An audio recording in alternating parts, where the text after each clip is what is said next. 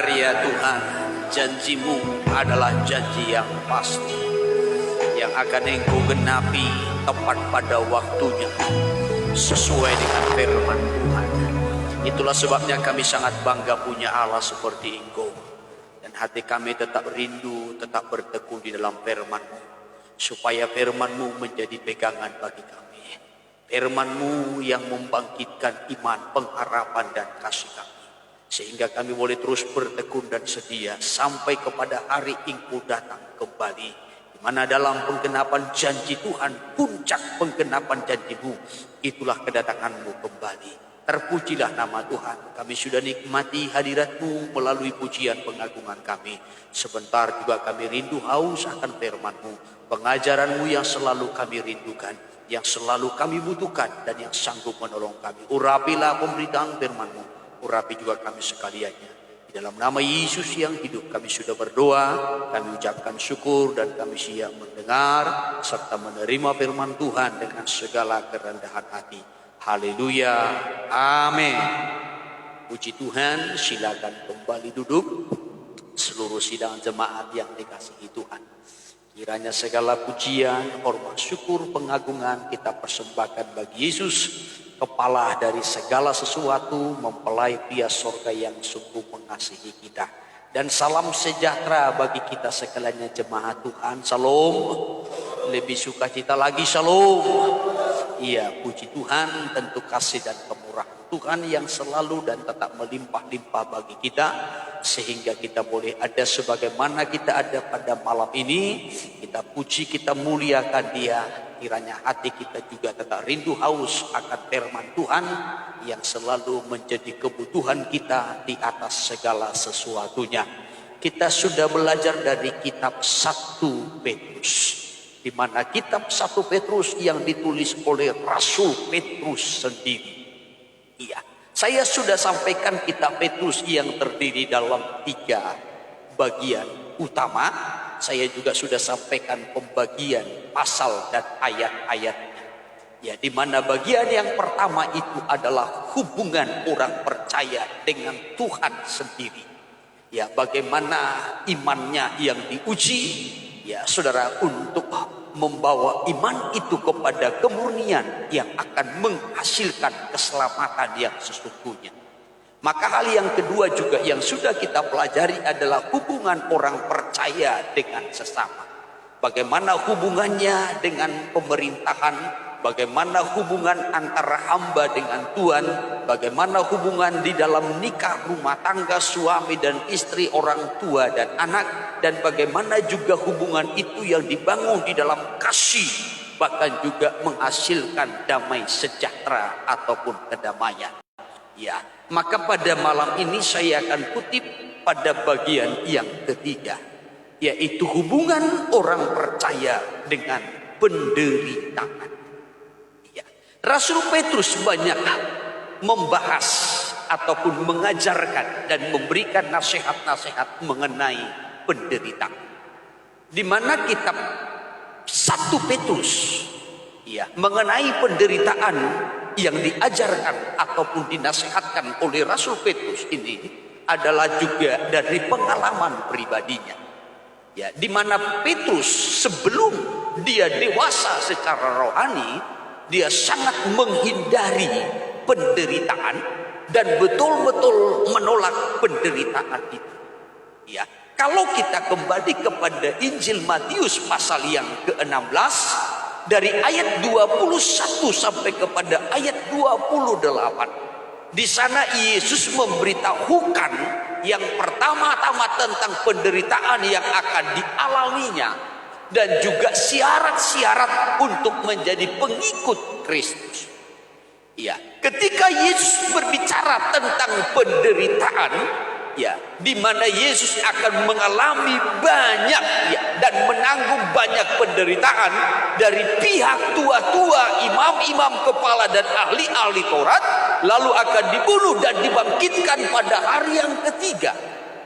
Namun Petrus dalam ayat 22-nya itu menarik Yesus ke samping dan menegurnya dan berkata, Tuhan, kiranya Allah menjauhkan hal itu. Hal itu sekali-kali takkan menimpa engkau. Kenapa Petrus melakukan ini? Karena Petrus betul-betul takut dengan penderitaan. Petrus berusaha menghindari penderitaan itu. Ini semasa Petrus masih muda secara rohani. Ya, belum dewasa secara rohani. Oleh sebab itu ketika Yesus berbicara tentang penderitaan yang akan dia alami, maka Petrus betul-betul tidak setuju dengan penderitaan itu. Ya. Tetapi sebaliknya, setelah Yesus mengalami semua penderitaan itu, dia mati, dia bangkit, lalu naik ke sorga. Maka pada zaman Rasul-Rasul, setelah Roh Kudus itu dicurahkan, Rasul Petrus sudah bertumbuh kepada kedewasaan. Setelah dia melihat bagaimana Yesus mengalami penderitaan, lalu mati disalib, lalu bangkit dan naik ke sorga, maka apa yang pernah disampaikan oleh Yesus kepada murid-muridnya, semua itu digenapi. Dan Petrus terus semakin mengerti, Petrus semakin bertumbuh dalam pengertian pemahamannya tentang kebenaran. Maka Petrus menanggapi penderitaan itu dengan tepat. Oleh sebab itu dalam Kisah Para Rasul, pasalnya yang kedua, ketika Roh Kudus dicurahkan, ya, maka rasul-rasul itu terus melayani. Gereja bertumbuh di mana-mana. Ya, Rasul Petrus dan juga bersama-sama dengan rasul-rasul yang lain, mereka dianiaya. Petrus sendiri pun pernah masuk penjara. Akan tetapi dalam kitab Kisah Para Rasul pasalnya yang kelima, Kisah Para Rasul pasal yang kelima, ketika mereka mengalami aniaya, mereka dilarang di dalam memberitakan nama Yesus, mereka disesah, mereka dipukul. Setelah itu mereka dilepaskan, lalu mereka pulang dengan sukacita. Mereka menanggapi penderitaan itu dengan tepat. Mereka bersukacita karena mereka mengalami penderitaan itu. Ya, penderitaan yang mereka alami karena kehendak Allah. Itu pada pasalnya yang kelima. Saya tidak kutip keseluruhannya, saudara. Nanti saudara boleh perhatikan itu, Kisah Rasul pasalnya yang kelima, dari ayat 26 sampai kepada ayatnya yang ke-42. Tetapi saya kutip ayat 40 sampai 41 saja. Ya. Demikian firman Tuhan. Ya. Mereka memanggil rasul-rasul itu, terus lalu menyesah mereka dan melarang mereka mengajar dalam nama Yesus. Iya. Sesudah itu mereka dilepaskan. Iya, melarang mereka mengajar dalam nama Yesus. Tetapi pada ayat sebelumnya, ayat 29 itu, mereka berkata, kiranya harus kita lebih taat kepada Allah daripada kepada manusia, katanya. Lalu terus, rasul-rasul itu meninggalkan sidang mahkamah agama dengan gembira. Dengan gembira terus. Karena mereka telah dianggap layak menderita penghinaan oleh karena nama Yesus. Iya. Mereka pulang dengan gembira. Padahal ayat 40, mereka memanggil rasul-rasul itu lalu menyesat mereka. Dan melarang mereka memberitakan nama Yesus itu. Setelah mereka disesah, setelah mereka dipukul, lalu mereka dibebaskan dan mereka pulang dengan sukacita.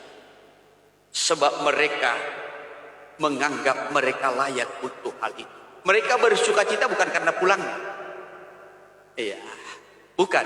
Tetapi mereka bersukacita karena mereka menganggap mereka layak untuk hal itu.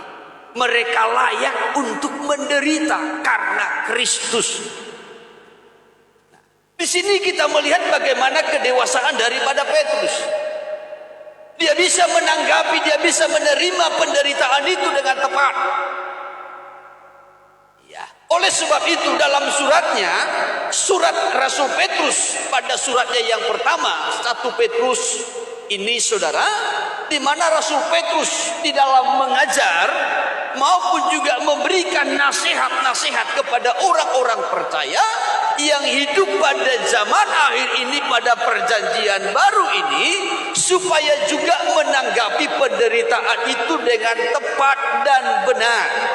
Sehingga ketika kita mengalami penderitaan itu, maka Tuhan akan turut melengkapi kita, meneguhkan kita, mengokohkan kita, menguatkan kita, ataupun menyempurnakan kita. Nah, itu yang ditekankannya, yang disimpulkannya pada 1 Petrus pasalnya yang kelima. 1 Petrus pasalnya yang kelima, dari ayatnya yang ke-9 dulu kita mulai. Demikian. Iya. Lawanlah dia dengan iman yang teguh. Ya, lawanlah iblis dengan iman yang teguh terus. Sebab kamu tahu Ya. bahwa semua saudaramu di seluruh dunia menanggung penderitaan yang sama. Semua saudaramu di seluruh dunia menanggung penderitaan yang sama. Ya, lanjutkan 10.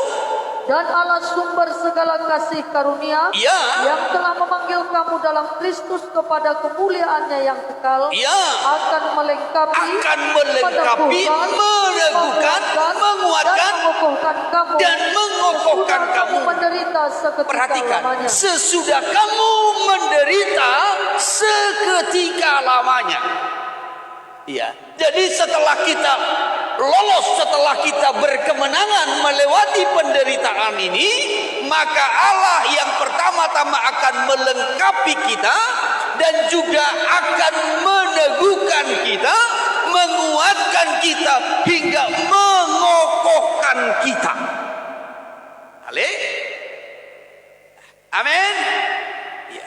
Saudara yang terkasih, seluruh saudaramu di seluruh dunia menanggung penderitaan yang sama. Dan setiap orang percaya akan mengalami penderitaan ini. Penderitaan yang seketika di bumi ini. Setelah kita melewati penderitaan itu, Allah akan melengkapi kita, bahkan juga meneguhkan kita, menguatkan hingga mengokohkan. Kalau dalam terjemahan lama itu dikatakan akan menyempurnakan. Iya, menyempurnakan. Nah, jadi kembali kita perhatikan, sebelum Rasul Petrus itu dewasa secara rohani, sangat-sangat menghindari penderitaan dan tidak setuju dengan penderitaan yang dialami oleh Yesus. Ya, tetapi berbeda setelah dia bertumbuh dan dewasa secara rohani, dia menanggapi penderitaan itu dengan tepat. Bahkan dia mengajarkan dan menasihatkan bahwasanya setiap orang percaya akan mengalami penderitaan yang sama. Setelah kita menang dari penderitaan itu, baru Tuhan akan melengkapi kita, meneguhkan, menguatkan hingga mengokohkan. Kalau sudah menang. Ya, kalau sudah menang. Dan dalam kitab Petruslah dia juga mencatat, ya, bagaimana orang Kristen itu harus betul-betul mengalami penderitaan, kekristenan yang benar. Iya, sudah. Sebab Yesus sendiri pun mengajarkan di dalam kitab Injil, syarat untuk menjadi pengikut Yesus itu dia harus menyangkal dirinya, lalu memikul salib, penderitaan.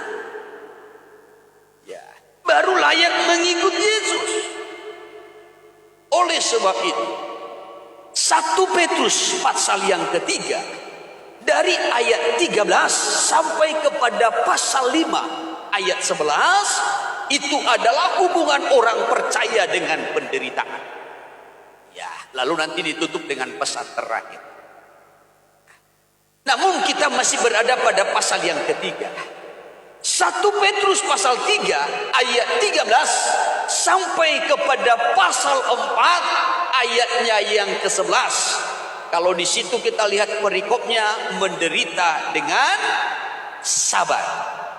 Ya, menderita dengan sabar. Apa tujuan daripada surat daripada Rasul Petrus ini adalah untuk mengajar, menasihatkan orang-orang percaya supaya tabah dalam menghadapi penderitaan. Itu tujuannya. Ya, dari pasal 3 ayat 13 sampai kepada pasal 4 ayat 11. Tujuan daripada perikop ini adalah untuk mengajarkan, menasihatkan orang-orang percaya supaya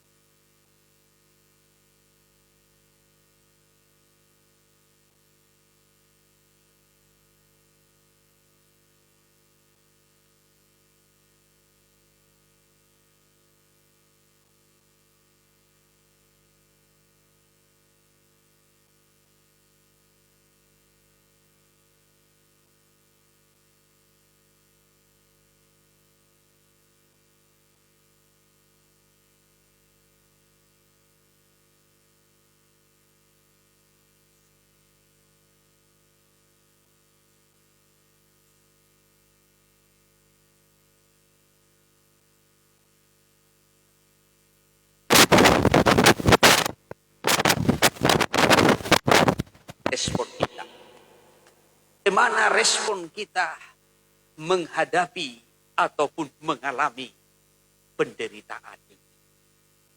Ayat 13 sampai kepada ayat 17, mari kita perhatikan dulu. Demikian firman Tuhan. Iya. Dan siapakah yang akan berbuat jahat terhadap kamu Iya. jika kamu rajin berbuat baik? Iya, terus. Tetapi sekalipun kamu harus menderita karena kebenaran, Iya. kamu akan berbahagia. Iya, terus. Sebab itu janganlah kamu takuti apa yang mereka takuti, Iya. dan janganlah gentar. Iya, Tetapi kuduskanlah Kristus di dalam hatimu sebagai Tuhan, terus. dan siap sedialah pada segala waktu Iya. untuk memberi pertanggungan jawab kepada tiap-tiap orang yang meminta pertanggungan jawab dari kamu. Iya. Apa yang ada padamu, Iya. tetapi haruslah dengan lemah lembut dan hormat. Iya.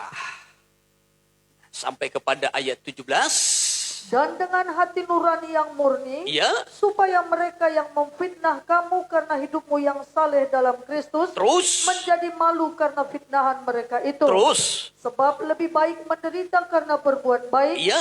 jika hal itu dikehendaki Allah, Iya. daripada menderita karena berbuat jahat. Iya. Puji Tuhan, saudara. Saya kutip sampai kepada ayat 17 saja dulu. Ya. Ayat 13. Ya, hal yang pertama yang akan saya mau sampaikan itu dalam ayat 13. Di mana Rasul Petrus berkata, bahwasanya biasanya dampak daripada orang berbuat baik itu, dia akan juga menerima ataupun mengalami kebaikan. Oleh sebab itu dikatakan tadi dalam ayat 13, dan siapakah yang akan berbuat jahat terhadap kamu jika kamu rajin berbuat baik? Biasanya hukumnya, ya sudah, kalau kita berbuat baik, maka kita juga akan menerima perbuatan yang baik. Ya. Kalau kita melakukan yang jahat, maka kepada kita juga nanti akan diperlakukan kejahatan. Ini yang dikatakan dalam ayat 13. Siapakah yang akan berbuat jahat terhadap kamu? Kalau kamu berbuat baik. Berarti kebiasaannya, kalau kita berbuat baik, maka juga kita akan mengalami kebaikan. Yesus juga mengajarkan. Ya sudah, kalau kita memperhatikan di dalam khotbahnya di bukit. Ya, khotbah Yesus di bukit itu dari pasal 5, Matius pasal 5 sampai pasal 7 itu adalah khotbah Yesus di bukit. Ya. Apa yang ingin dilakukan orang kepadamu, perbuatlah juga demikian kepada orang lain, katanya. Matius pasal 7 saya kutip. Matius pasal 7 dari ayatnya yang ke-12 saja. Ayat 12. Demikian firman Tuhan. Iya. Segala sesuatu yang kamu kehendaki supaya orang perbuat kepadamu, Iya. perbuatlah demikian juga kepada mereka. Iya. Itulah isi seluruh hukum Taurat dan kitab para Iya. nabi. Berbuat. Ya. Apa? Sesuatu yang kamu kehendaki supaya orang perbuat kepadamu, perbuatlah demikian juga kepada mereka. Kalau orang kita inginkan untuk berbuat baik kepada kita, kita buat yang baik. Tapi kalau orang mau melakukan yang jahat kepada kita, kita buat yang jahat.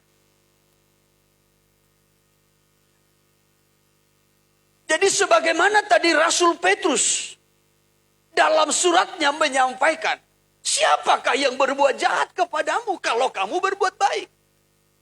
Biasanya hukumnya, kalau kita melakukan yang baik akan dibalas dengan kebaikan.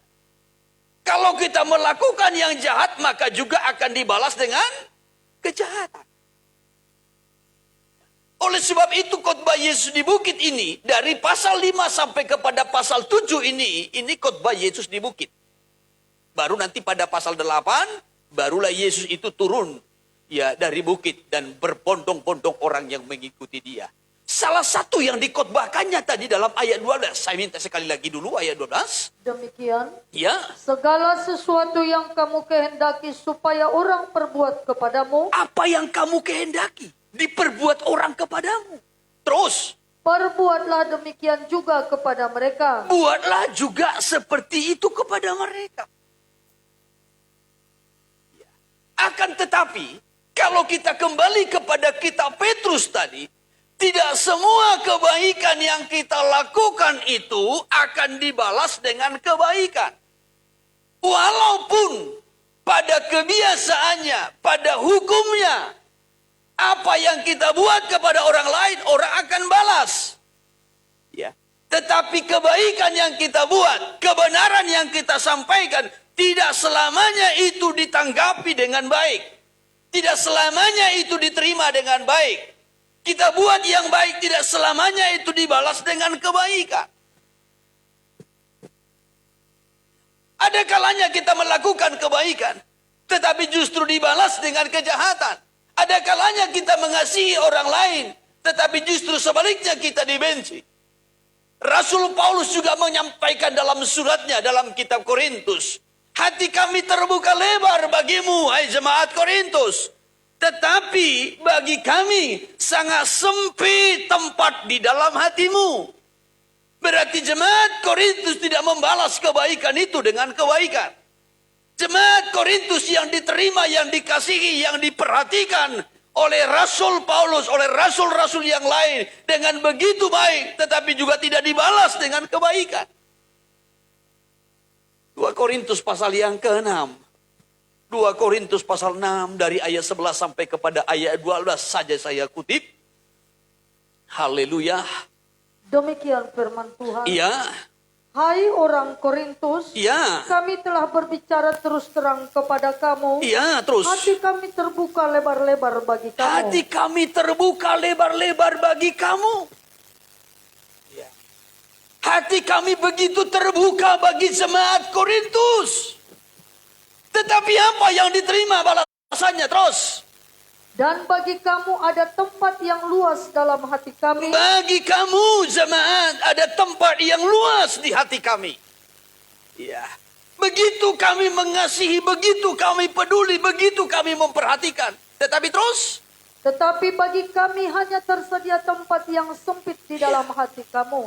Tetapi bagi kami hanya tersedia tempat yang sempit dalam hatimu. Kepedulianmu, kasihmu, perhatianmu bagi kami begitu sempit, begitu kecil. Dengan kata lain, tidak timbal balik. Walaupun kebaikan, kasih yang melimpah, perhatian yang besar yang dilakukan oleh Rasul Paulus kepada jemaat di Korintus, ya, tetapi jemaat itu tidak menanggapi dengan tanggapan yang baik. kasih yang baik. Kalau pada hukumnya, kebiasaannya, kalau kita berbuat baik akan dibalas dengan kebaikan. Sebaliknya kalau kita lakukan yang jahat juga akan dibalas dengan kejahatan. Tetapi ingat, tidak semua kebaikan yang kita lakukan akan dibalas dengan kebaikan. Tidak semua kebenaran yang kita sampaikan, yang kita ajarkan, yang kita terapkan juga ditanggapi dengan kebenaran. Yesus sendiri, ya Tuhan sendiri, ya sudah, bagaimana perhatian Tuhan terhadap umatnya. Tetapi umatnya tidak menyambut kasih itu dengan baik. Di dalam kitab Hosea pasalnya yang kedua, dalam ayatnya yang ketujuh, Tuhan sendiri mengungkapkan bagaimana perhatian daripada Tuhan terhadap jemaat itu, terhadap umat Tuhan. Tuhan memperlakukan mereka seperti suami memperlakukan istrinya. Ya, saudara, dilengkapi dengan segala kebutuhannya. Akulah yang memberikan gandum. Akulah yang memberikan kepadamu minyak. Akulah yang memberikan anggur kepadamu. Aku yang memberikan pakaian. Aku yang memberikan emas.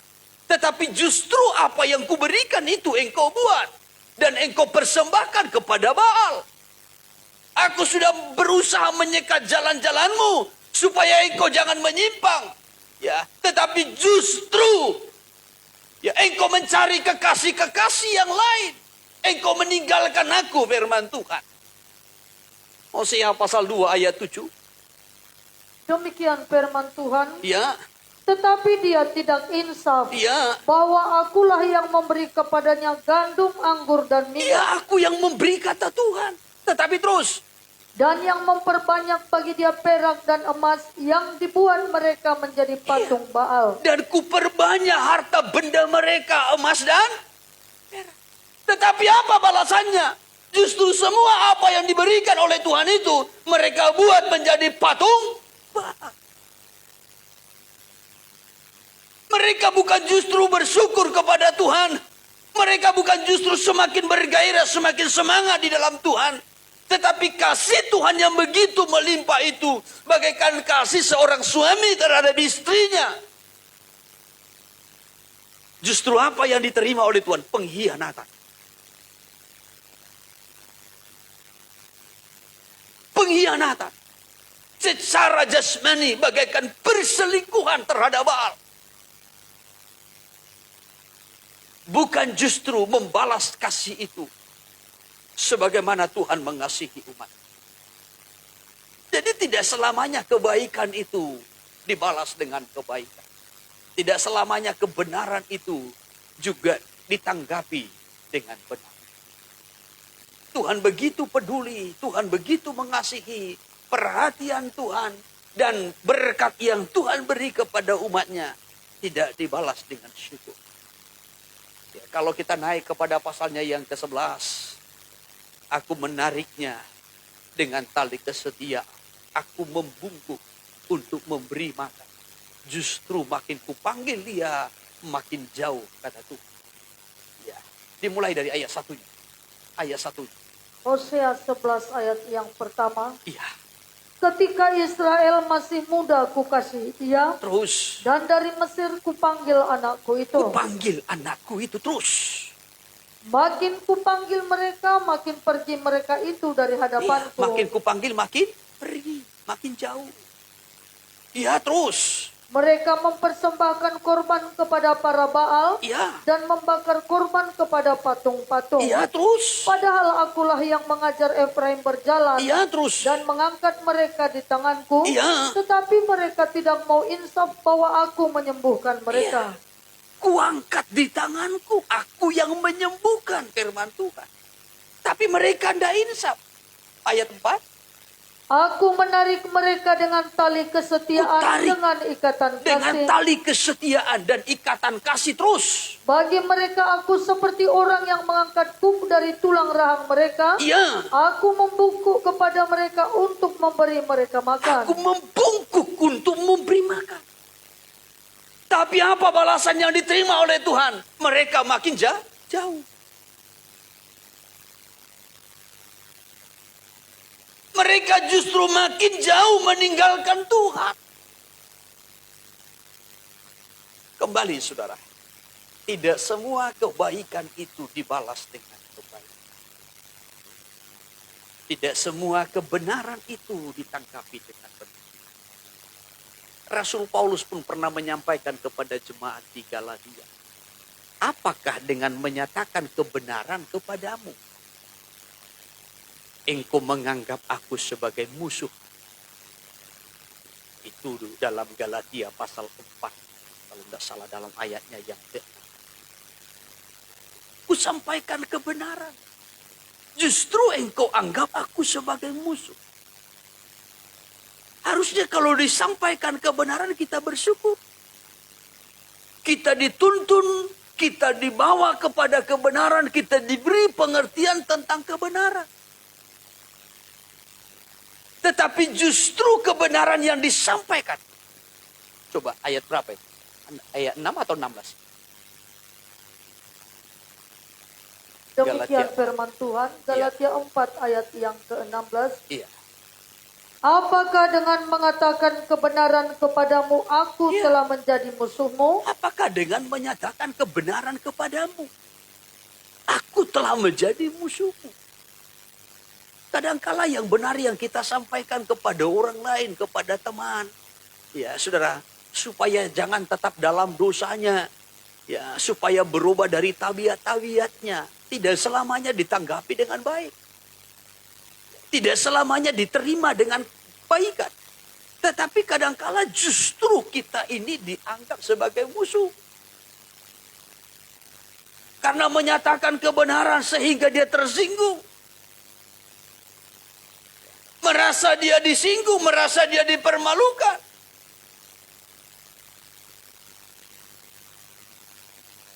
Jadi ketika kita melakukan kebaikan, ketika kita sampaikan kebenaran, tidak selamanya itu ditanggapi dengan kebaikan ataupun kebenaran. Justru kalau kita kembali tadi kepada kitab 1 Petrus pasalnya yang ketiga, justru ketika kita menyampaikan kebenaran itu atau menegakkan kebenaran itu, kita dapat mengalami penderitaan. Justru ketika kita menegakkan kebenaran itu, ketika kita mengajarkan kebenaran itu, ketika kita berpegang pada kebenaran itu, atau ketika kita sampaikan kebenaran itu, justru kita dapat mengalami penderitaan. Maka dikatakan dalam ayatnya yang ke-14 tadi, tetapi sekalipun kamu harus menderita juga karena kebenaran. Jadi penderitaan yang ditekankan oleh Rasul Petrus, sekali lagi, bukan penderitaan karena dosa. Mungkin kita sudah di dalam Tuhan. Mungkin kita juga sudah bertekun. Mungkin kita sudah setia. Mungkin kita sudah bertahun-tahun melayani Tuhan. Lalu kita menderita. Tetapi penderitaan itu karena dosa kita. Kita berkata, oh ini karena Tuhan. Karena mengikut Tuhan, karena melayani Tuhan. Salah.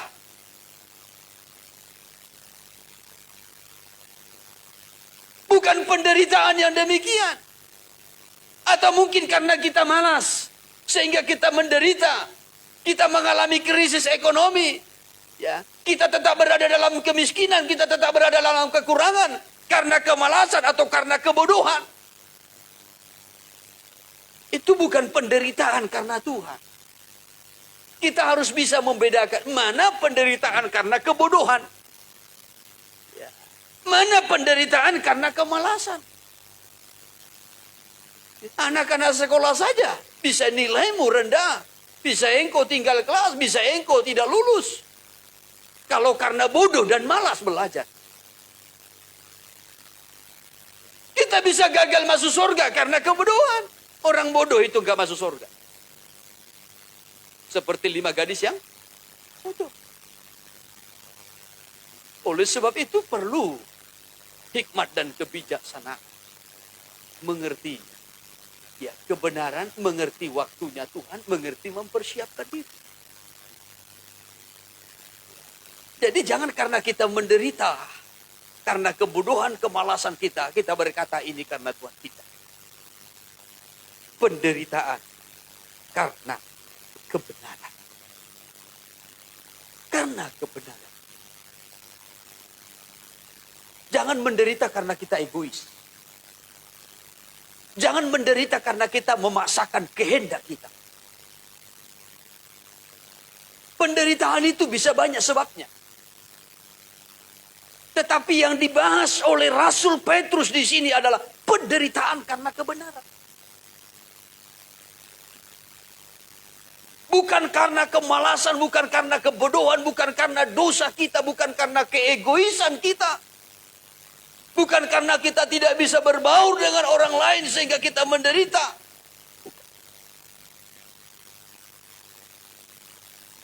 Tetapi karena kebenaran. Sekali lagi saya minta dibacakan ayat 14. Demikian kembali 1 Petrus 3 ayat 14. Iya. Tetapi sekalipun kamu harus menderita juga karena kebenaran. Sekalipun kamu harus menderita.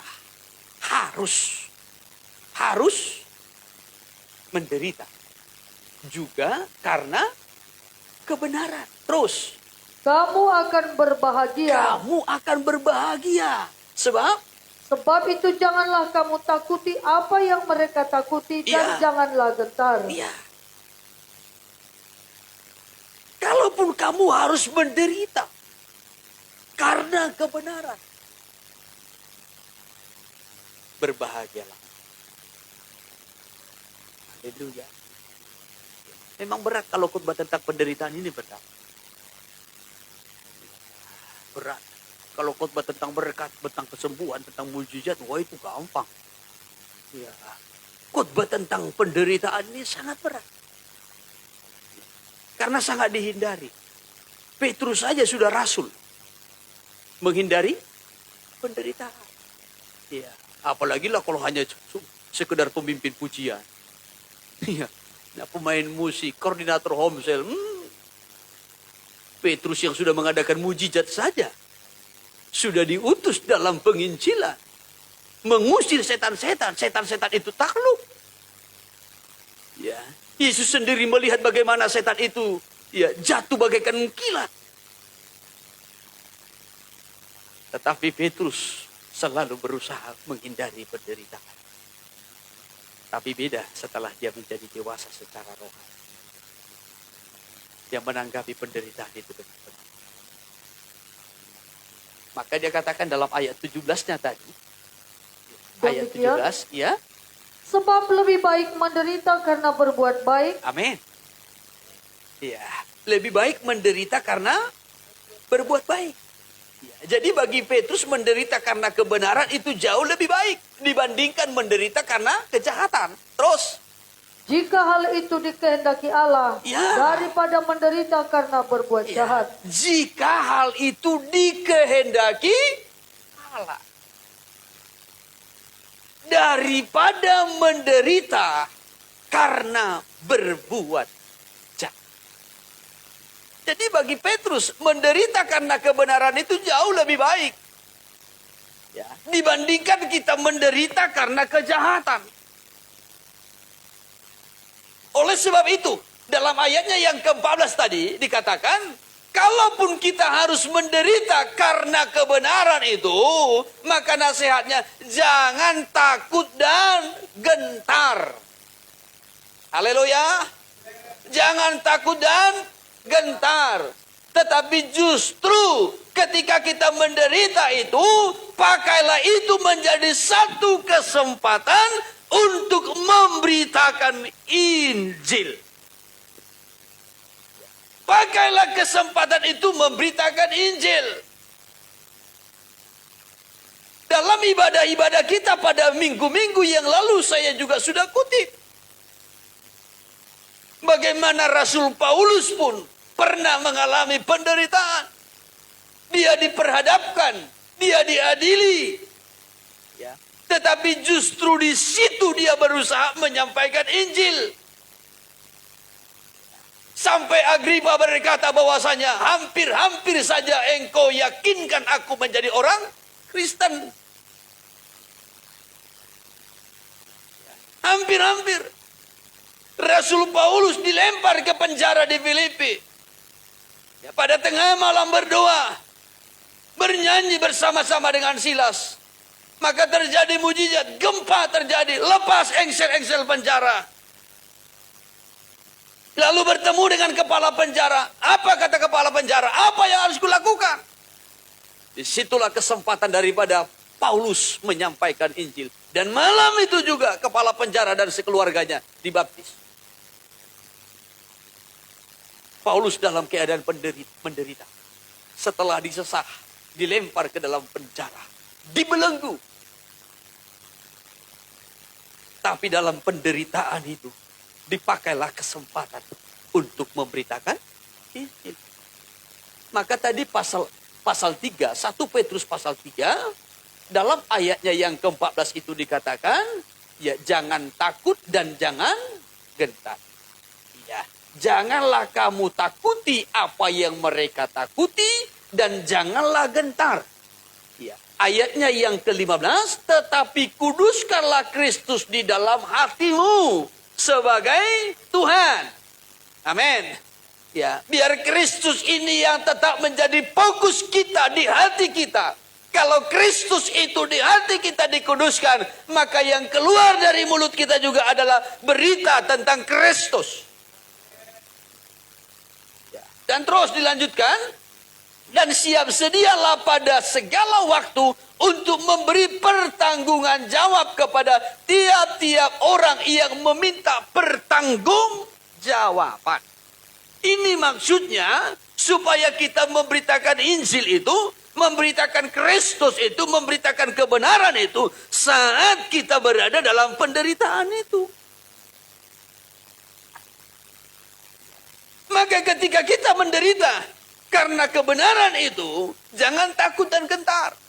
Tetapi pakailah kesempatan itu untuk memberitakan Injil. Haleluya. Ya. Maka jangan ketika kita diperhadapkan dengan penderitaan, ya, kita direndahkan, kita diejek, kita diasingkan. Ya, sudah, kita dianggap tidak masuk dalam hitungan. Ya, dan lain sebagainya. Penderitaan ini tidak selamanya kita dilemparkan ke dalam penjara. Ada orang-orang tertentu dilempar ke penjara. Ada orang-orang tertentu mungkin harus disesah, mungkin harus dicambuk. Ya, ada orang-orang tertentu dirajam dengan batu. Tetapi mungkin tidak semua. Ya, tetapi ada orang-orang tertentu mungkin harus diasingkan. Diasingkan dari keluarga, diasingkan oleh teman. Ya, sudah, tidak dianggap masuk dalam hitungan. Ya, mungkin diejek. Ya, dan lain sebagainya. Sehingga kita menderita. Mungkin tubuh kita tidak menderita, tapi perasaan kita menderita. Pikiran kita menderita. Kenapa bisa menderita? Karena kita menegakkan kebenaran itu. Kita sampaikan kebenaran kepada orang lain. Belum tentu ditanggapi kebenaran itu. Belum tentu diterima kebenaran itu. Justru sebaliknya balasan yang kita terima itu kita direndahkan. Ya sudah. Mungkin dikatakan sok rohani, sok mengerti. Dan lain sebagainya. Dan itu harus kita alami. Kita menderita. Sekali lagi, mungkin jasmani kita tidak menderita. Tetapi rohani kita, batin kita, jiwa kita. Karena kita direndahkan, kita disepelekan, kita ditolak, kita dihinakan. Namun ketika kita mengalami hal yang demikian, bagaimana respon kita? Nah ini yang penting. Bagaimana respon? Maka responilah dengan sukacita. Haleluya. Ya, responi dengan sukacita. Kembali dalam ayat 14 tadi katakan, berbahagia. Berbahagia. Orang yang berbahagia itu tentu sukacita. Ya, bersukacita, berbahagia, ya, dan menganggapnya itu sebagai berkah. Haleluya. Ya, mari perhatikan sekali lagi dulu ayat 14 ini. Demikian. Ya. Tetapi sekalipun kamu harus menderita juga karena kebenaran.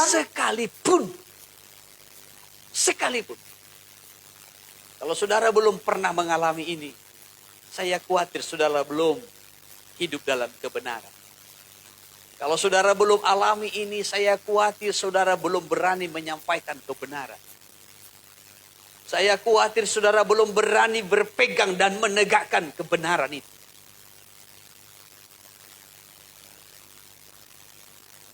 Karena ketika kita menyampaikan kebenaran itu, baik sejak dari dulu sampai sekarang, selalu ada pertentangan.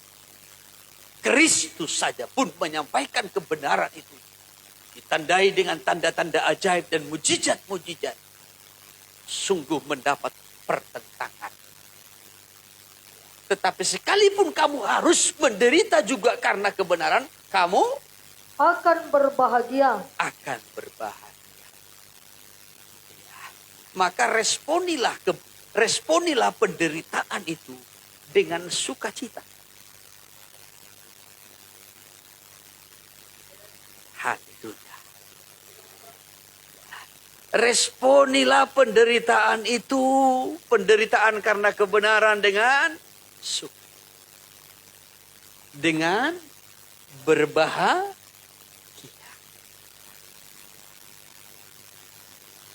Responilah itu sebagai berkat. Sebagai berkat. Artinya begini saudara. Bukan berarti ketika kita menderita, wah kita senang sekali. Ya, kita bahagia. Bukan begitu. Bukan begitu. Artinya, ya, saudara, bahwasanya penderitaan yang kita alami itu adalah karena kehendak Allah. Itu yang membuat kita bersukacita. Ya. Kita menyadari bahwasanya penderitaan yang kita alami itu karena kehendak Allah.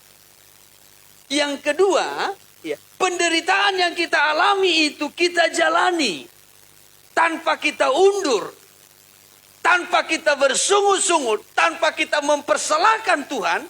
Tetapi sebagaimana tadi dalam Kisah Para Rasul pasalnya yang kelima, ayat 40 sampai kepada ayat 41, rasul-rasul itu menganggap mereka layak untuk hal itu. Sehingga mereka pulang dengan sukacita. Bukan karena mereka dipulangkan, dibebaskan, bukan. Tetapi karena mereka layak untuk hal itu. Itu yang membuat mereka bersukacita. Penderitaan itu karena kehendak Allah.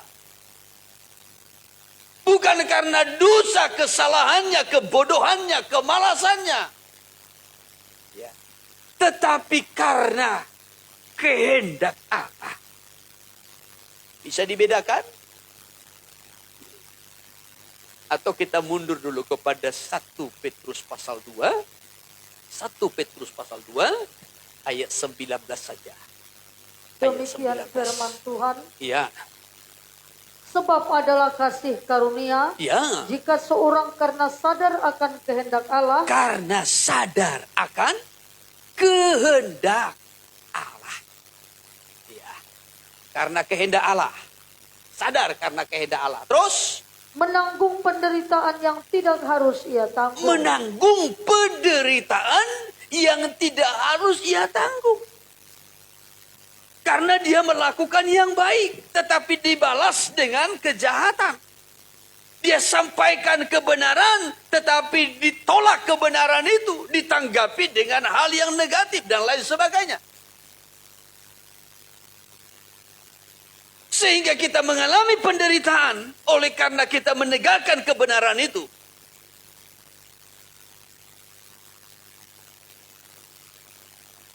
Kehendak Allah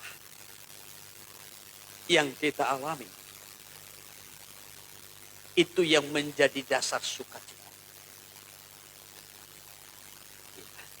Itu yang menjadi dasar. Jadi jangan salah, ketika kita menderita, ya kita bersukacita. Saudara yang terkasih, saya yakin kita sangat sulit untuk bisa bersukacita ketika kita menderita. Haleluya. Saudara tidak punya uang saja sulit bersukacita. Apalagi ketika ditolak, ketika dipersalahkan, ketika diperlakukan dengan tidak adil. Saudara tidak mendapat warisan. Saudaramu yang lain yang hidup dalam dosa, terlibat dengan berhala-berhala, mereka mendapat warisan. Tapi karena kehendak Allah, karena kebenaran yang saudara pegang, saudara tegakkan, saudara tidak mendapat warisan. Bisa berbahagia. Bisa bersuka cita. Saudara yang terkasih. Tetapi Anda itu kita alami. Kita bersuka cita karena kehendak Allah. Kita diperlakukan seperti itu, kita bahagia. Merasa itu berkat. Merasa itu adalah satu kemuliaan. Oleh sebab itu, ketika kepada kita diperhadapkan penderitaan, jangan bersungut-sungut. Jangan mempersalahkan Tuhan. Tetapi sebagaimana tadi kita melihat Rasul Petrus, responilah penderitaan itu dengan baik dan tepat. Haleluya. Nah, ini hal yang pertama yang betul-betul harus kita mengerti. Ya, saudara. Dan hal yang kedua yang akan saya mau sampaikan bahwasanya mengenal Tuhan, mengasihi Tuhan, ataupun melayani Tuhan tidak akan melindungi kita dari penderitaan. Tidak akan melindungi kita dari penderitaan. Bukan berarti karena kita sudah mengenal Tuhan, kita mengasihi Tuhan, kita melayani Tuhan, maka Tuhan akan melindungi kita dari setiap penderitaan. Tidak. Banyak konsep orang percaya bahwasanya kalau sudah di dalam Tuhan, sudah mengasihi Tuhan dengan benar, dengan sungguh-sungguh, kita tidak akan menderita. Ada konsep orang percaya yang berkata ataupun yang berpikir bahwasanya kalau sudah melayani Tuhan dengan sungguh-sungguh tidak akan menderita. Kalau kita mengenal Tuhan dengan benar, kita tidak akan menderita. Tidak. Mengenal Tuhan, mengasihi Tuhan, melayani Tuhan tidak akan melindungi kita dari penderitaan itu. Oleh sebab itu pemazmur mengungkapkan bahwasanya kemalangan orang benar itu banyak. Kemalangan orang benar itu banyak. Atau penderitaan orang benar itu banyak. Bukan berarti karena kita sudah hidup dalam kebenaran, kita sudah mengenal Tuhan, kita sudah mengasihi Tuhan, ya, kita sudah melayani Tuhan, tidak ada lagi kemalangan, tidak ada lagi duka cita, tidak ada lagi penderitaan. Mazmur 34 dari ayat 20 saja kita mulai. Demikian firman Tuhan. Ya.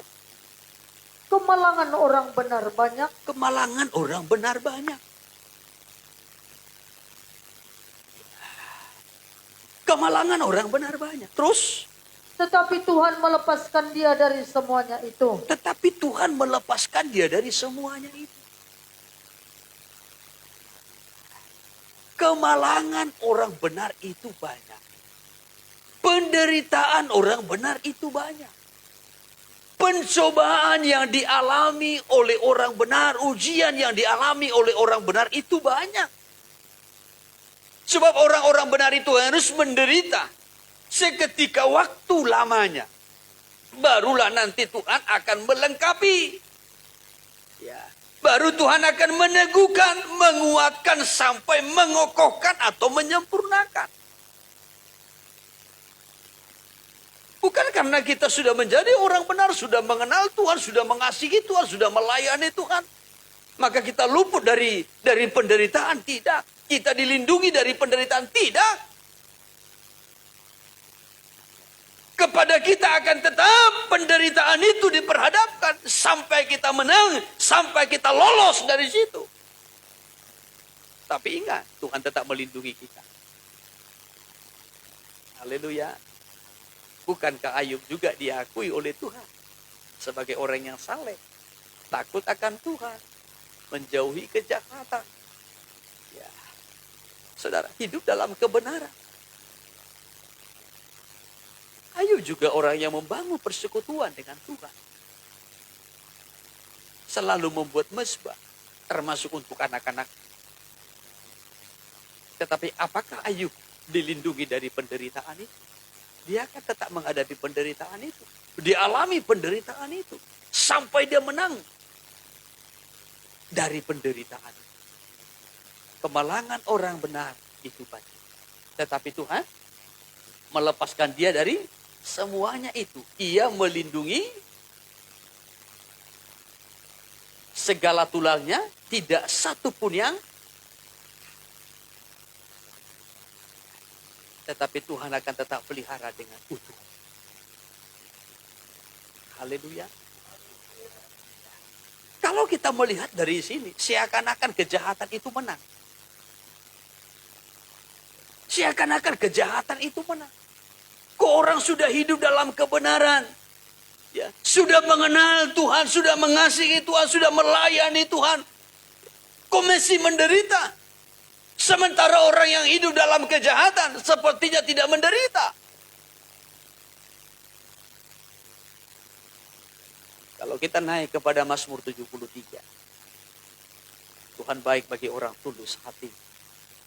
Sekalipun kadangkala orang yang tulus hati ini hampir salah menilai Tuhan.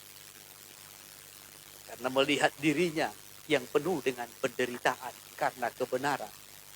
Sementara orang yang hidup di dalam dosa kejahatan seperti tidak ada pergumulan. Dari ayat 1 boleh kita mulai. Demikian Mazmur 73 ayat yang pertama. Iya.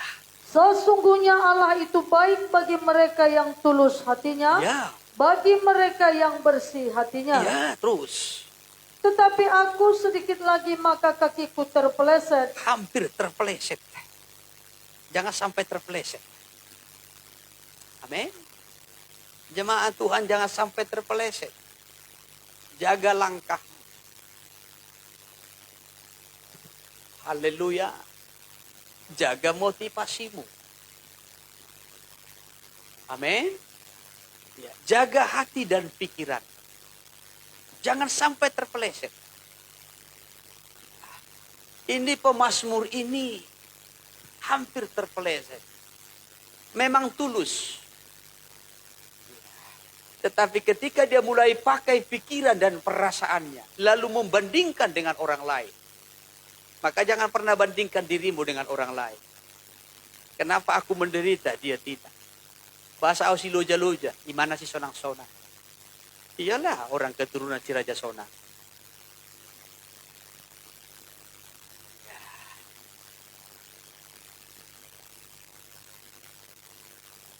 Saudara yang terkasih, kalau aku salah, langsung pedas. Langsung pedasnya kalimat Pak Gembala. Apalagi Ibu Gen. Ya. Tapi kalau si Anu itu salah, dibujuk. Ya. Makanya makin tweet. Jangan bandingkan dirimu dengan yang lain. Nanti justru engkau membandingkan, iya, nanti kasih Tuhan kepada dirimu dengan kepada orang lain. Tulus sih tulus. Tapi jangan hanya nama yang tinggal tulus. Tetapi aku sedikit lagi maka kakiku terpeleset. Nyaris aku tergelincir. Kenapa? Terus. Sebab aku cemburu kepada pembual-pembual. Kalau aku melihat kemujuran orang-orang fasik. Iya. Ya, si tulus yang cemburu. Si tukang cemburu. Karena membandingkan dirinya dengan orang fasik. Jangan bandingkan dirimu dengan orang fasik. Bandingkan dirimu dengan Tuhan. Bandingkan pengorbananmu dengan korbannya Tuhan. Kalau mau membandingkan. Bandingkan kesetiaanmu dengan kesetiaannya Tuhan. Sudahkah sebanding? Bandingkan kekudusanmu dengan kekudusan Tuhan. Jangan bandingkan kekudusanmu dengan kekudusan orang lain. Jangan bandingkan kesetiaanmu dengan kesetiaan orang lain. Tapi bandingkan kesetiaanmu dengan kesetiaan Tuhan. Bandingkan kesetiaanmu ya dengan kesetiaan yang Tuhan lakukan terhadap hidupmu. Bandingkan kekudusanmu dengan kekudusan Tuhan. Bandingkan apa yang engkau berbuat dengan apa yang diperbuat Tuhan. Bandingkan pelayananmu dengan pelayanan Tuhan terhadap dirimu. Jangan bandingkan diri kita dengan orang fasik.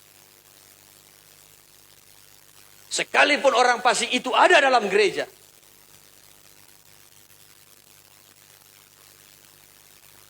Bisa ditangkap? Tetapi bandingkan diri kita dengan Tuhan. Sudahkah segambar dengan Tuhan?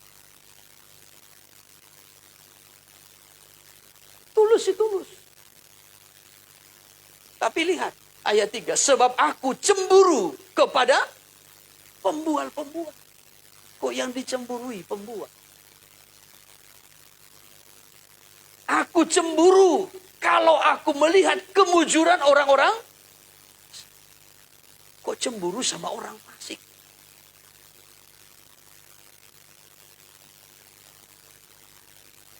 Kok cemburunya sama orang fasik? Apa yang dia lihat sama pembual dan orang fasik? Terus. Sebab kesakitan tidak ada pada mereka. Pembual nggak pernah sakit. Sementara kesehatan kita selalu dipertanyakan. Haleluya. Ya, kesehatan kita selalu diintai. Sedangkan pembual dan orang fasik ya, tidak ada kesakitan pada mereka. Terus sehat dan? Sehat dan gemuk tubuh mereka. Sehat dan gemuk. Ya, bukan berarti kalau sudah sehat dan gemuk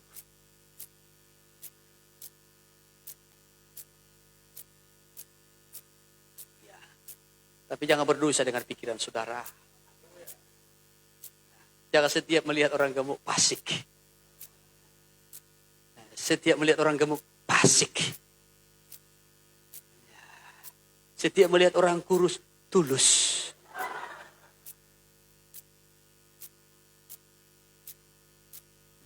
Belum tentu orang kurus pun banyak ularnya kadangkala.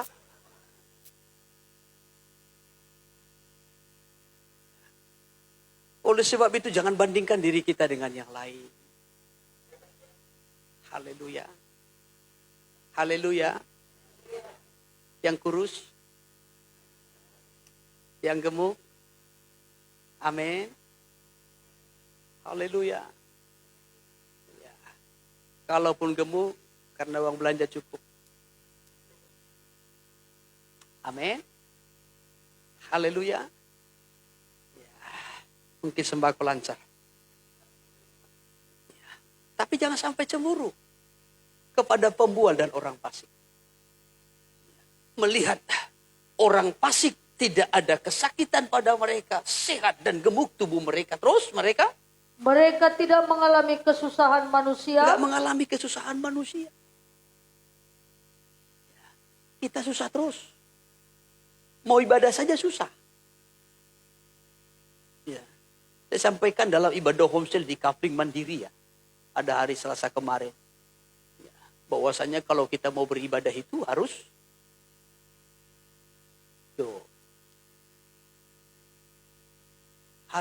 bersusah payah dan berjuang.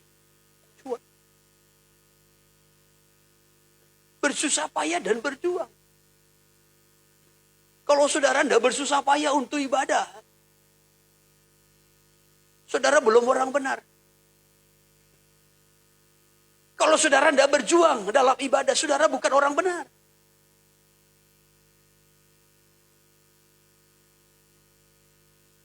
Rasul Paulus menulis itu dalam kitab Timotius. Latihlah dirimu dalam beribadah, karena ibadah itu mengandung janji. Perkataan ini benar. Oleh sebab itu kita harus berjerih payah dan berjuang untuk ibadah.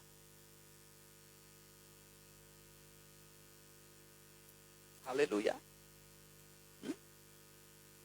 Tapi orang fasik dan orang Orang pembual-pembual itu tadi, mereka tidak mengalami kesusahan manusia ini. Tidak ada kesusahan dalam beribadah. Tidak ada perjuangan dalam beribadah. Sehingga mereka tidak mengalami kesusahan. Tidak ada perjuangan untuk hidup benar. Tidak ada perjuangan untuk bertobat. Tidak ada perjuangan untuk lepas dari ikatan-ikatan dosa. Dari tabiat-tabiat dosa. Tidak ada perjuangan untuk lepas dari berhala-berhala yang mengikat. Tidak ada perjuangannya. Sehingga tidak mengalami kesusahan-kesusahan. Di sini letaknya terus. Dan mereka tidak kena tulah seperti orang lain. Tidak kena tulah seperti orang lain.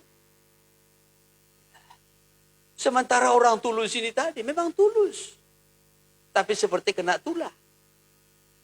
Ya, udah kecil kurus lagi. Ya, pucat lagi. Saudara yang terkasih, sekali lagi jangan bandingkan diri kita dengan yang lain. Terus. Sebab itu mereka berkalungkan kecongkakan Iya, terus. dan berpakaian kekerasan. Iya, terus. Karena kegemukan kesalahan mereka menyolong. Ya, makin kelihatan kesalahannya. Maka jangan terlalu gemuk. Ya. Tahan, atak. Terus. Hati mereka meluap-luap dengan Ya. sangkaan. Nah, hati mereka meluap dengan prasangka buruk. Selalu memiliki prasangka buruk. Orang berbisik prasangka buruk. Sudah terlewatkan dan terlihat karena tidak disalam, saudara, prasangka buruk. Nah itulah kan. Katanya sudah mengampuni dia. Aku tidak disalamnya.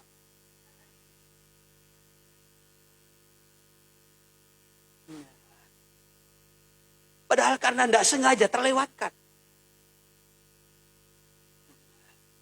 Padahal kemarin di sini berkata bahwasanya sudah diampuni.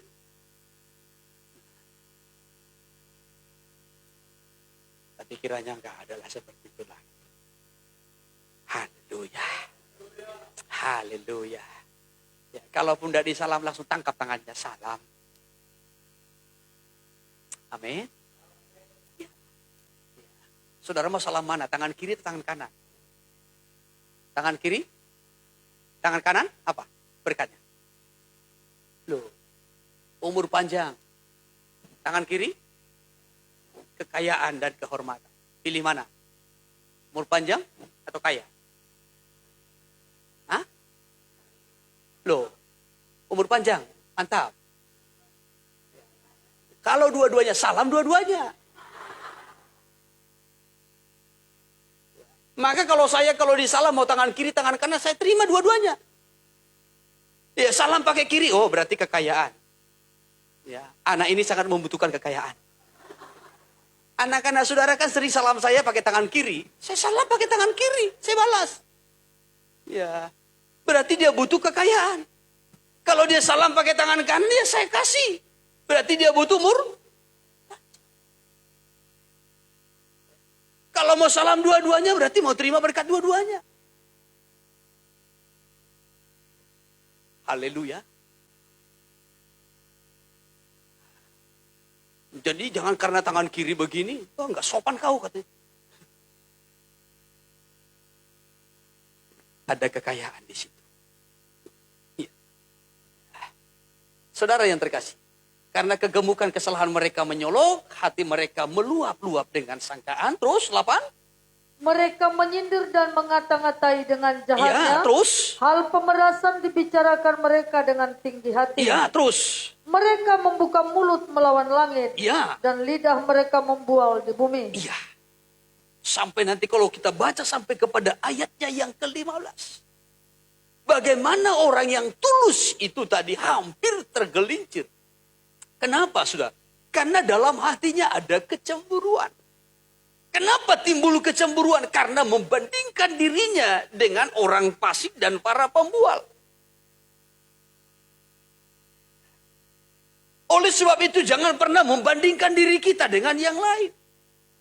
Jangan sampai kita berpikir bahwasanya kejahatan itu menang. Dosa itu menang.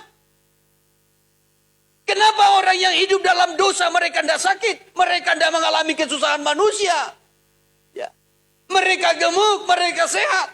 Sementara aku yang hidup dalam kebenaran, hidup dalam ketulusan, aku dalam kesetiaan, aku bertekun dalam Tuhan. Aku mengenal Tuhan, aku mengasihi Tuhan. Bahkan aku melayani Tuhan seperti kena kutuk. Seakan-akan dosa itu, kejahatan itu menang. Tidak. Kalau nanti kita lanjutkan, bagaimana orang-orang fasik dan para pembual-pembual ini, dalam tempo yang sesingkat-singkatnya, mereka akan tergelincir, jatuh, dan tidak akan pernah pulih lagi. Tetapi kita dalam ketulusan mendapat pertolongan Tuhan. Dalam penderitaan itu, seperti kena tulah karena kebenaran. Tapi ada pertolongan Tuhan. Ingat bahwa di tengah-tengah penderitaan itu pun ada berkat Tuhan. Ya, di tengah-tengah penderitaan itu pun ada berkat Tuhan. Kalau kita kembali kepada khotbah Yesus di bukit, dalam Matius pasalnya yang ke-5, dalam ayatnya yang ke-10 sampai kepada ayat 12, ya, ini khotbahnya, topik khotbahnya yang pertama. Ya, dari ayat 10 saja sampai kepada ayat 12. Matius 5 ayat 10 dimulai. Iya. Berbahagialah orang yang dianiaya oleh sebab kebenaran. Berbahagialah orang yang dianiaya oleh sebab kebenaran. Amin. Amin. Berkatnya adalah kebahagiaan. Terus. Karena merekalah yang mempunyai kerajaan sorga. Apa berkatnya? Kerajaan sorga. Terus. Berbahagialah kamu jika karena aku kamu dicela dan dianiaya. Ya. Dan kepadamu difitnahkan segala yang Iya. jahat. Berbahagialah kamu kalau karena aku. Karena kebenaran. Ya. Karena firman. Kamu dicela dan dianiaya. Dan kepadamu difitnahkan segala yang jahat. Tidak menutup kemungkinan kita difitnah. Dipersalahkan. Mungkin juga sampai dilempar kepada hukum. Tetapi berbahagialah kamu terus. 12. Bersukacita dan bergembiralah. Bersukacitalah dan bergembiralah karena semuanya itu. Amin. Ya, bukan karena kita menderitanya itu kita bersukacita, tetapi karena kita tahu itu adalah kehendak Allah yang kita alami itu. Dan kita menang dari situ. Terus. Karena upahmu besar di sorga. Iya, terus. Sebab demikian juga telah dianiaya nabi-nabi yang sebelum kamu. Iya, upahmu besar di sorga. Ya, jadi dalam penderitaan itu pun, atau di tengah-tengah penderitaan itu pun, orang percaya itu tetap diberkati oleh Tuhan. Haleluya. Haleluya. Ya. Bahkan kalau kita melihat dalam kitab Yesaya, tetap ditolong Tuhan. Tuhan akan selalu membuka jalan keluar. Supaya kita tidak larut dalam penderitaan itu. Tidak sampai mati binasa dalam penderitaan itu. Tetapi Tuhan ulurkan tangannya untuk menolong. Ketika kita diperlakukan dengan tidak adil. Saya ikuti sedikit kitab Yesaya. Yesaya pasal yang ke-50 dimulai. Yesaya 50 dari ayatnya yang ke-9. Demikian firman Tuhan. Iya. Sesungguhnya Tuhan Allah menolong aku. Tuhan Allah menolong aku. Terus. Siapakah yang berani menyatakan aku bersalah? Siapa yang berani menyatakan aku bersalah? Terus. Sesungguhnya mereka semua akan memburuk seperti pakaian yang sudah usang. Iya. Ngengat akan memakan mereka. Iya. Mereka semua akan memburuk seperti pakaian yang sudah usang. Ngengat akan memakan mereka. Siapa yang berani mempersalahkan orang benar? Siapa yang berani memfitnah orang benar? Siapa yang berani menghukum orang benar? Maka dia akan berurusan langsung dengan Tuhan. Haleluya. Kita lompat pasal 54. Pasal 54 ayat 17. Demikian firman Tuhan. Iya. Setiap senjata yang ditempa terhadap engkau tidak akan berhasil. Tidak akan berhasil. Senjata apapun itu. Serangan apapun itu yang dilakukan terhadap engkau. Kalau engkau hidup dalam kebenaran, engkau menegakkan kebenaran, engkau berperilaku benar.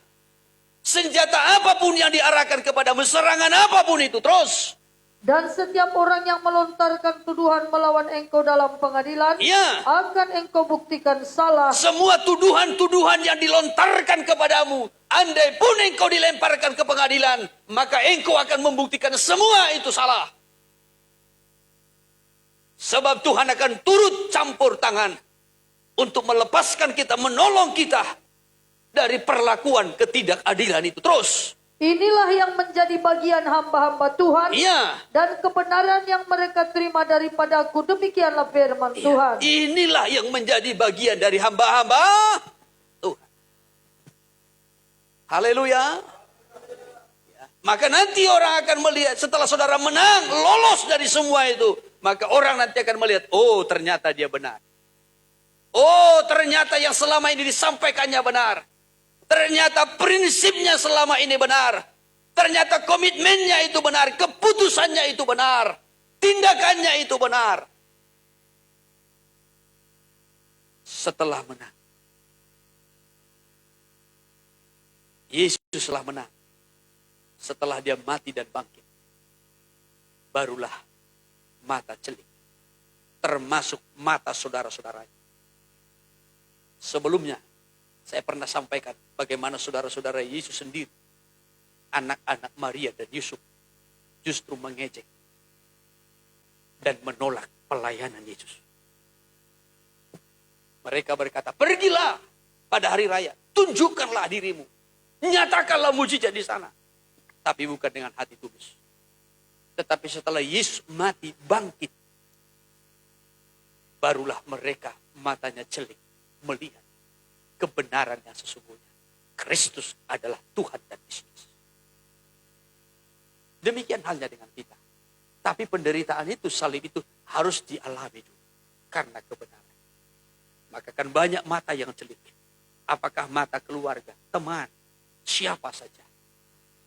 Yang melemparkan segala tuduhan-tuduhan kepada kita. Oleh sebab itu, dalam semua pengalaman penderitaan yang kita alami, jangan patah semangat. Haleluya. Haleluya. Supaya kita mampu menanggungnya. Satu ayat lagi saya kutip. Kita Amsal. Amsal 18 ayat 14. Amsal 18 ayat 14. Demikian firman Tuhan. Iya. Orang yang bersemangat dapat menanggung penderitaannya. Amin. Masih semangat. Oleh sebab itu jaga dan pelihara semangat rohanimu. Orang yang bersemangat, semangat rohaninya ya terus. Tetapi siapa akan memulihkan semangat yang patah? Iya. Orang yang bersemangat, orang yang memiliki semangat rohani, dia akan mampu menanggung penderitaannya. Tetapi siapa yang akan memulihkan semangat rohani yang sudah patah? Dia akan kehilangan gairah. Dia akan kehilangan arah, tujuan, dan semangat untuk melanjutkan perjalanan rohani. Oleh sebab itu jemaat yang dikasihi Tuhan, pelihara semangat rohani. Supaya kita mampu menghadapi dan melewati segala penderitaan yang Tuhan izinkan untuk kita lalui. Pribadi lepas pribadi. Apakah melalui nikah, hidup masa muda, pelayanan, pekerjaan. Oleh karena kebenaran. Pelihara semangat rohani. Saya batasi firman Tuhan sampai di sini. Kita mohon kemurahan Tuhan. Haleluya.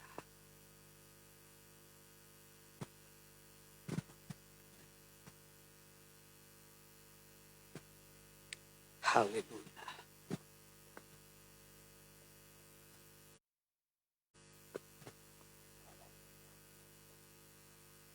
Mari kita bangkit berdiri bersama-sama.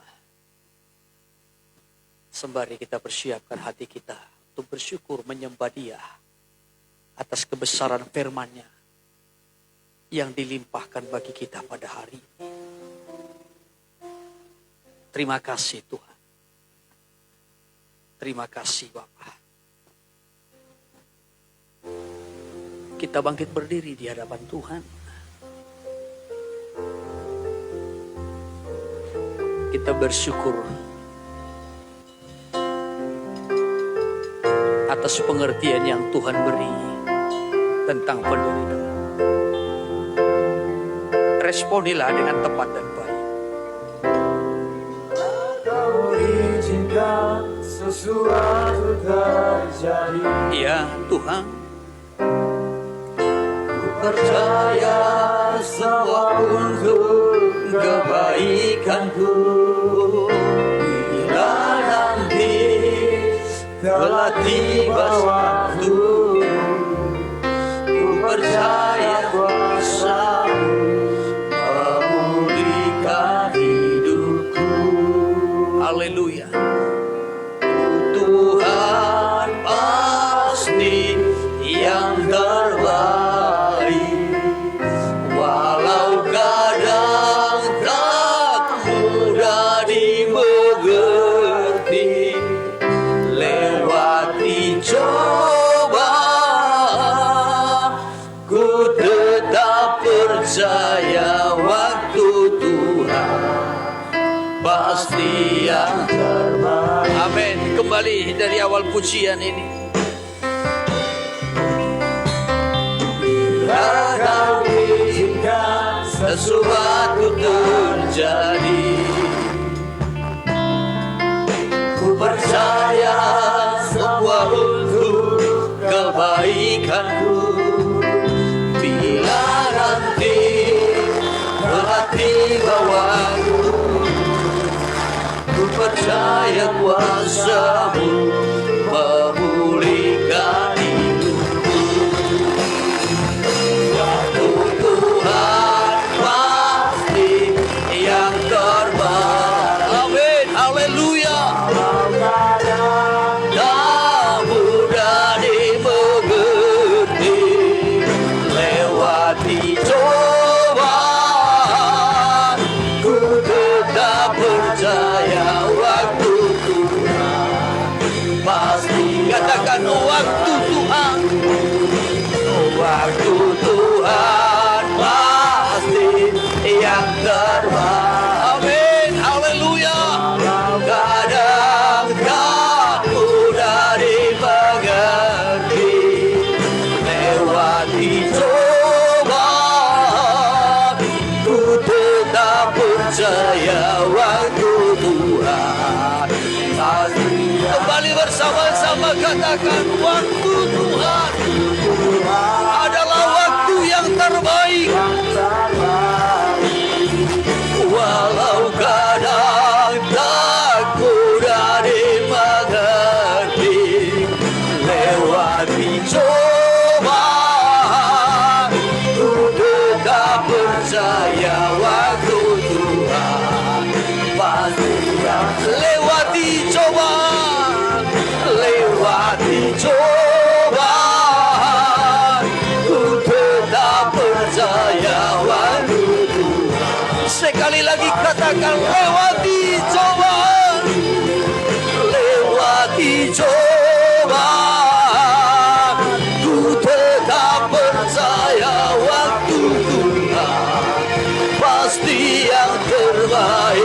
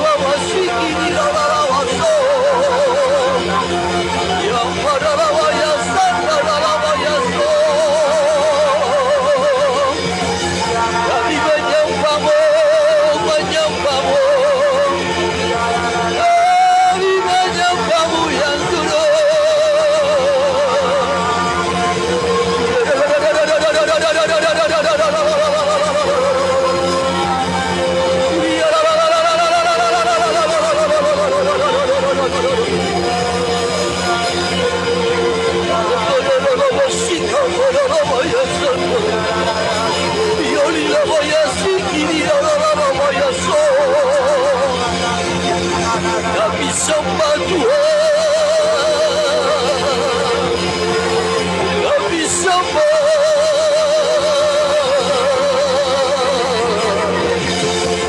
Glory, glory, glory, glory.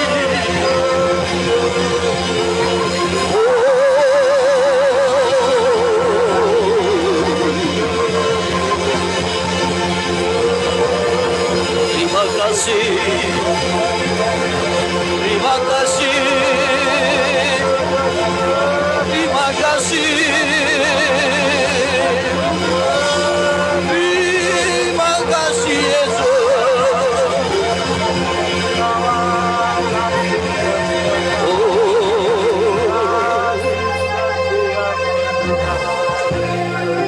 Syukur bagimu.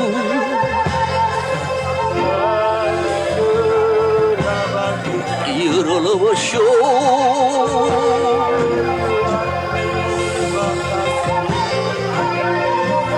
Yoroloboshi,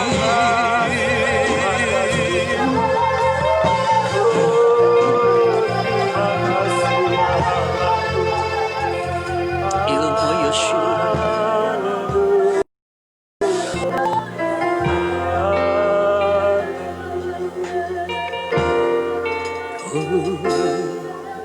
Tuhan pasti yang terbaik, walau kadang tak mudah dimengerti. Lewati cobaan,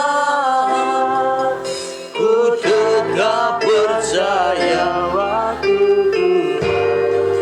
Kembali bersama-sama katakan waktu.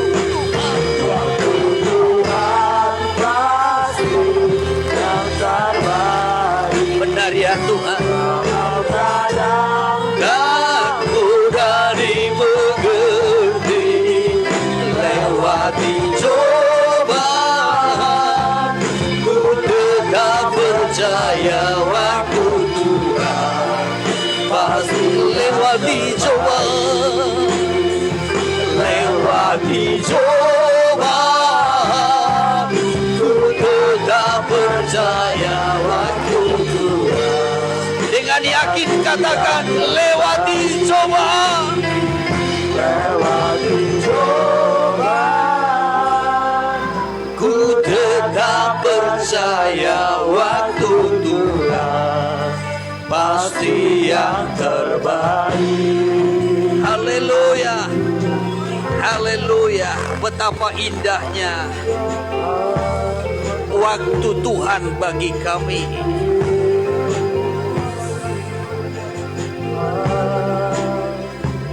Sepanjang kami tetap bertekun, bersukacita, berbahagia, bahkan merasa berkah. Ketika kami harus mengalami penderitaan oleh karena kehendak Tuhan,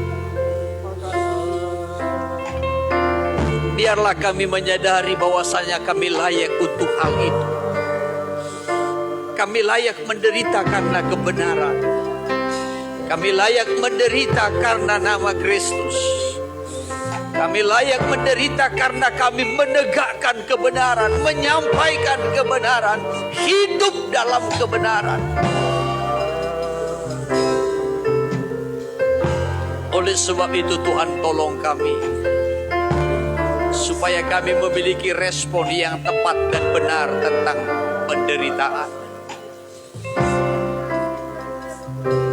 Jangan seorang pun yang berusaha untuk menghindari. Karena kami tahu ketika kami melewati, Tuhan akan melengkapi kami, meneguhkan, menguatkan hingga mengokohkan kami. Bahkan tangan Tuhan yang selalu terulur untuk tetap menolong dan menopang, sehingga kami menang dan berhasil dari semua penderitaan. Terima kasih Tuhan. Kami bersyukur buat firman-Mu pada malam ini. Materaikan setiap perkataan-Mu di hati kami sebagai kebenaran. Berkati semua umat-Mu. Jangan seorang pun di antara kami yang menderita karena kebodohan, kemalasan, atau karena kesalahan atau dosa-dosa kami. Ajar kami membedakannya.